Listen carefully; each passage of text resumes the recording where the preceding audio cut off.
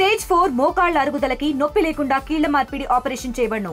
Doctor Ramesh Gajula, endoscopic spine ortho surgeon and pain physician, Panacea spine pain ortho and sleep centre, Uppal, Hyderabad. 24వ తేదీ జరిగిన bus ప్రమాదం చనిపోయిన victims అందరిది డిఎన్ఏ కంపారిజన్ వాళ్ళ రిలేటివ్స్తో ఎఫ్ఎస్ఎల్ నుంచి ఈరోజు రావడం జరిగింది. Basing on the reports from FSL మనం మృతుల డెడ్ బాడీస్ ఏమున్నాయో వాళ్ళ రిలేటివ్స్కి అప్పగించడం స్టార్ట్ చేశాము. ఆ రోజు ఇంకా ఒకరిది ఐడెంటిఫై కాలేదు. నిన్న నైట్ మనకి క్లూజ్ వచ్చి వాళ్ళ రిలేటివ్స్ కూడా చిత్తూరుకి చెందిన ఆయన వాళ్ళ రిలేటివ్స్ కూడా వచ్చి ఈరోజు శాంపిల్స్ ఇచ్చారు. సో రేపటికెల్లా వాళ్ళది రిపోర్ట్ కూడా వచ్చిన తర్వాత వాళ్ళ బాడీస్ని కూడా హ్యాండ్ ఓవర్ చేయడం జరుగుతుందండి.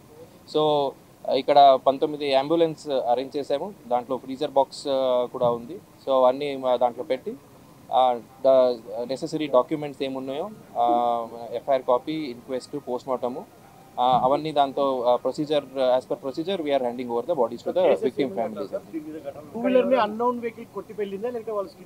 వాళ్ళు స్కిడ్ అయి పడ్డారు అనేది మనకి ఇప్పుడు దాకా ఉన్నట్టు సమాచారం అండి.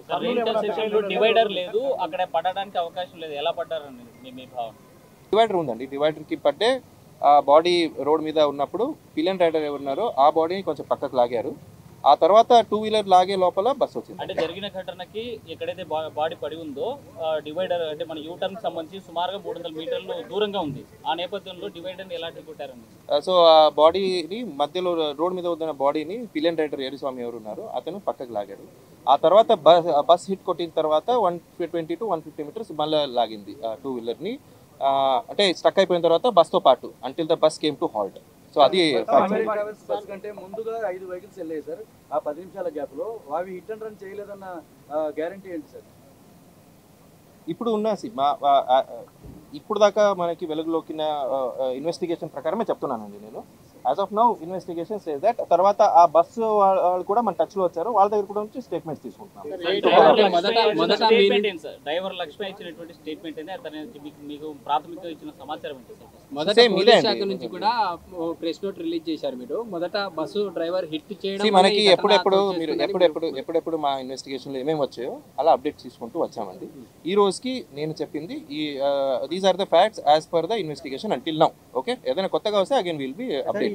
జిల్లా ఎస్పీ కాసేపటి క్రితమే మాట్లాడుతూ పూర్తి స్థాయిలో జరిగినటువంటి ఘటన పైన 2 కేసులు నమోదు చేయడం జరిగింది. అయితే రమేష్ అదేవిధంగా ఎర్రిస్వామి ఇచ్చినటువంటి ఏదైతే కేసు ఉందో ఆ కేసు నేపథ్యంలో కేసు నమోదు చేశామని చెప్పారు. ఇప్పటివరకు ఆ కేసు సంబంధించినటువంటి పూర్తి స్థాయి వివరాలు మాకు వచ్చినటువంటి ఎప్పటికప్పుడు క్రైమ్ రీకన్స్ట్రక్షన్ చేసిన తర్వాత జరిగినటువంటి పరిణామాల నేపథ్యంలోనే దర్యాప్తు చేస్తామని చెప్తున్నటువంటి పరిస్థితి అయితే తాజాగా కనిపిస్తుంది. సో మొత్తంగా చూసుకుంటే ఈ క్రైమ్ సంబంధించిన నేరానికి సంబంధించినటువంటి కేసుకు సంబంధించి ప్రమాదం పైన 2 కేసులు నమోదు చేశాం అని చెప్పి ఆ ఎస్పీ చెప్తున్నటువంటి పరిస్థితి. దీని పూర్తి స్థాయిలో ఇంకా దర్యాప్తు కొనసాగుతున్నటువంటి పరిస్థితి. అయితే ఎక్సైజ్ శాఖకు సంబంధించి అంటే మద్యం సేవించి వెళ్ళినటువంటి నేపథ్యంలో పోలీసులు అక్కడ స్థానికంగా ఉన్నటువంటి రేణుకా అనేటువంటి షాప్లోనే మద్యం 2 సార్లు వెళ్ళి తీసుకున్నట్లు మనకు ప్రధానంగా సీసీ ఫుటేజ్ల ఆధారంగా తెలుసున్నటువంటి అంశం. సో మొత్తంగా చూసుకుంటే ఇక్కడ మృతదేహాలను అప్పజెప్పేందుకు ముందుకు వెళ్తున్నటువంటి పరిస్థితి అయితే తాజాగా కనిపిస్తుంది. సో ఇప్పటికీ 2 వాహనాలు ముందుకు వెళ్ళిపోయినటువంటి పరిస్థితి ఉంది.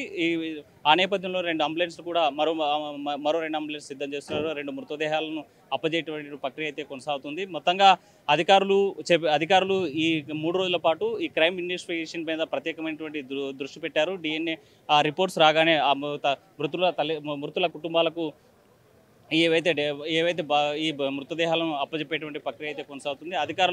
అధికారులతో ఈ ప్రాంతం అంతా కూడా హడావిడి మనం చూస్తున్నాం. తెలంగాణకు సంబంధించినటువంటి మరో 2 మృతదేహాలు తరలించేటువంటి ప్రక్రియ అయితే కొనసాగుతున్నటువంటి పరిస్థితి అయితే కనిపిస్తోంది. తాజాగా ఎస్పీ ఇచ్చినటువంటి స్టేట్మెంట్ ప్రకారం ఈ కేసు పైన ఈ ప్రమాదం పైన మరిన్నిగా లోతుగా దర్యాప్తు చేయాల్సినటువంటి పరిస్థితి కనిపిస్తుంది. మనకు స్పష్టంగా కనిపిస్తుంది. ఇక్కడ పార్థివకు సంబంధించినటువంటి వాహనంలో తెలంగాణకు సంబంధించినటువంటి వాహనదారులు తీసుకువెళ్తున్నటువంటి పరిస్థితి అయితే తాజాగా కనిపిస్తుంది. వెహికల్కి సంబంధించినటువంటి ప్రత్యేకంగా మనం చూసినట్లయితే మొత్తం ఇక్కడ వెళ్ళేటువంటి శశాంత్ అదేవిధంగా మానవతి అనేటువంటి ఇద్దరికి సంబంధించినటువంటి మృతదేహాలు తరలిస్తున్నటువంటి పరిస్థితి. మరియు ఇక్కడ చూసినట్లయితే కావేరీ సర్వీసెస్ సంబంధించి శ్రీనివాస రెడ్డి అనేటువంటి ఏజ్ 40 సంవత్సరాలు. ఆ సంబంధించినటువంటి పార్థివ మృతదేహాన్ని కూడా తరలిస్తున్నటువంటి పరిస్థితి అయితే మనకు స్పష్టంగా కనిపిస్తుంది. అంటే అంబులెన్స్లకు సంబంధించి ఏ మృతదేహం ఏ అంబులెన్స్లో వెళ్ళాలి, ఏ నెంబర్ ఎక్కడ వెళ్ళాలనేటువంటి దాని మీద రూట్ మ్యాప్తో ప్రత్యేకంగా అక్కడ ఉన్నటువంటి పోలీసులు సపరేట్గా ఒక అంచనా పూర్తి స్థాయిగా